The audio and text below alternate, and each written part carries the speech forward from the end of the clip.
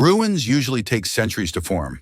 When we think of ruins, we think of the Colosseum in Rome, the Parthenon in Athens, or the stone temples of Machu Picchu, places worn down by the slow, dignified grind of deep time. But in the 21st century, we have inadvertently invented a terrifying new category of archaeological site, the instant ruin.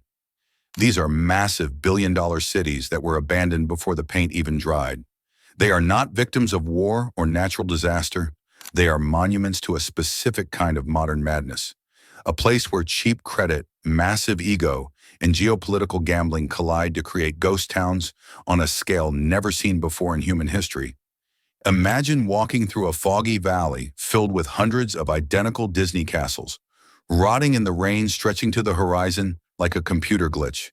Imagine standing in a perfect replica of Manhattan, where the skyscrapers are finished, the lights are on, but the streets are utterly silent.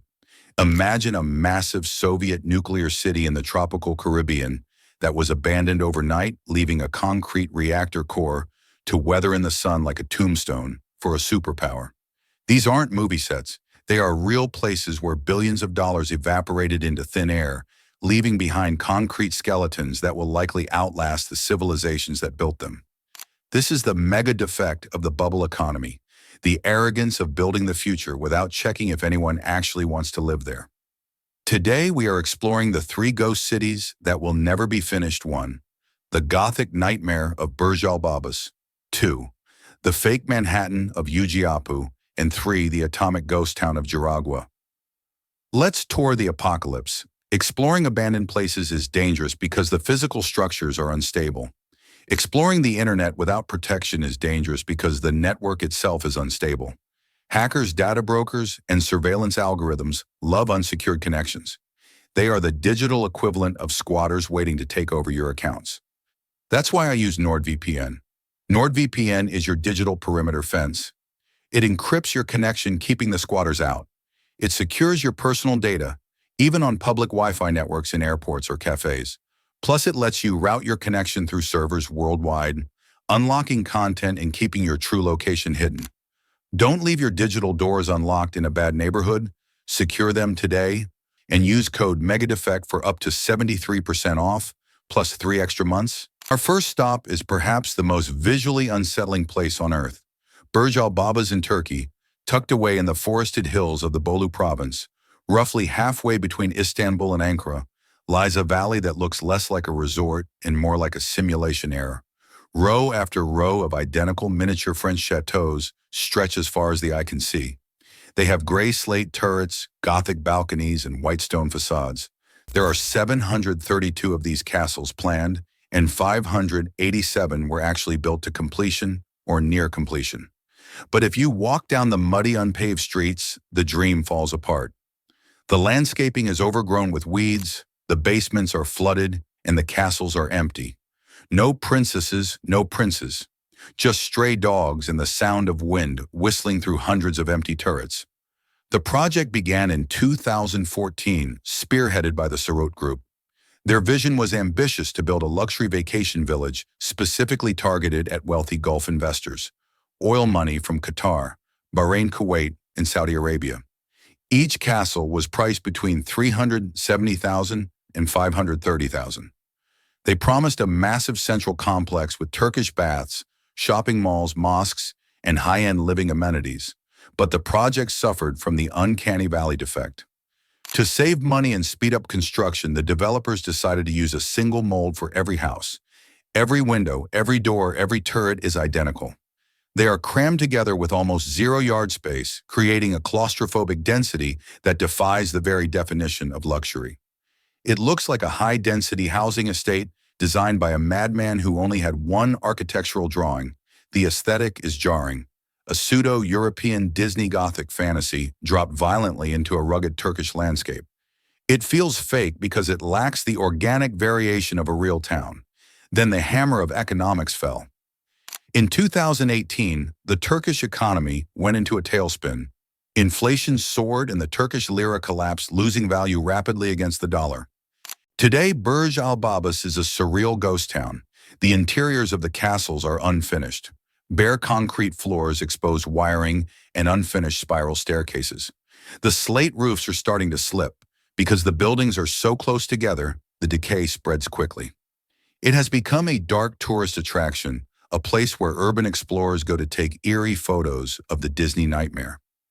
It is a monument to bad taste and bad timing, a physical manifestation of a housing bubble that popped, leaving behind a valley of ghosts that will likely never be inhabited.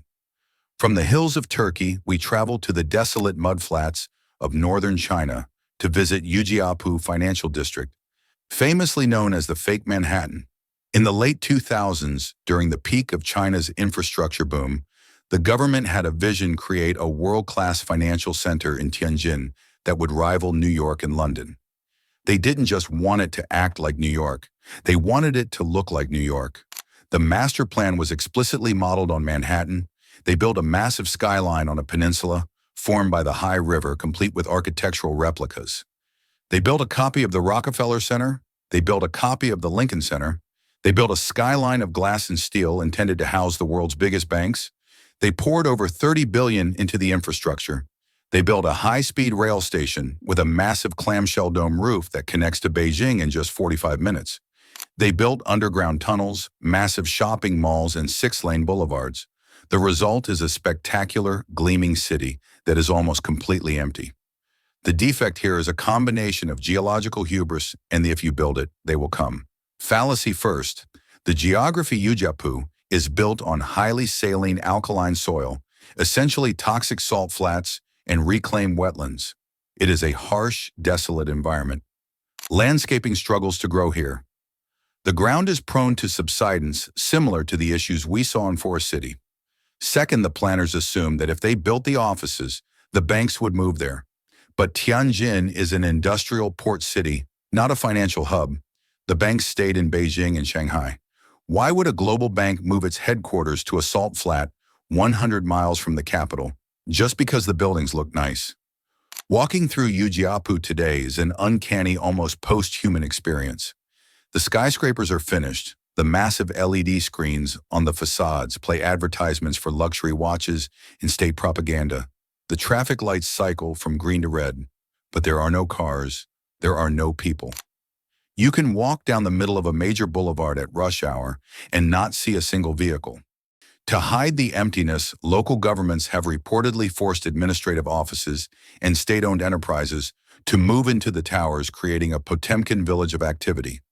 Structurally, the city faces a slow death. Without tenants to heat and cool the buildings, the interiors degrade, but the bigger rot is financial. Yujiapu isn't a city, it's a $30 billion stage set for a play that nobody bought tickets for, a concrete hologram of prosperity that evaporates the moment you step onto the street.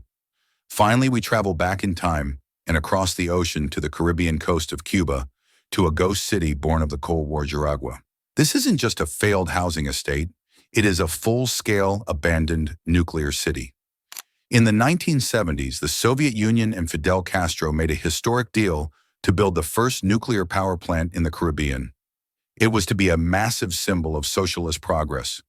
4 VVER 440 pressurized water reactors that would power the entire island and cement Cuba's industrial independence from Western oil. To support the thousands of Soviet engineers, scientists, and Cuban workers who would build and operate the plant, they built a city from scratch. Ciudad Nuclear, Nuclear City.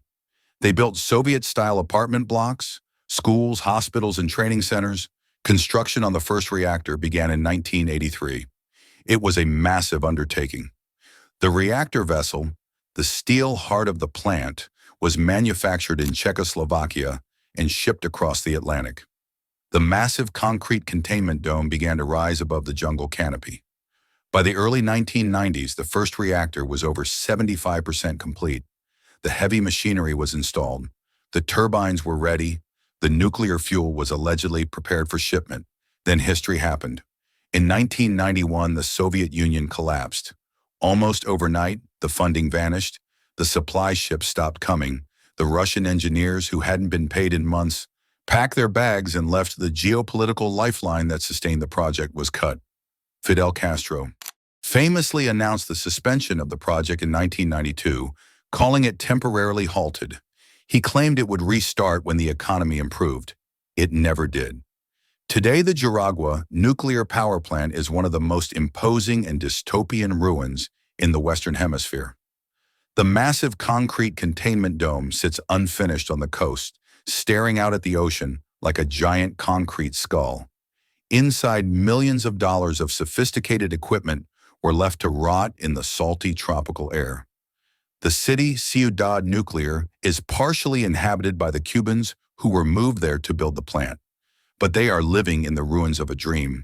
They live in deteriorating Soviet-style apartment blocks that were never fully finished, staring every day at the empty shell of the reactor that was supposed to give them a future.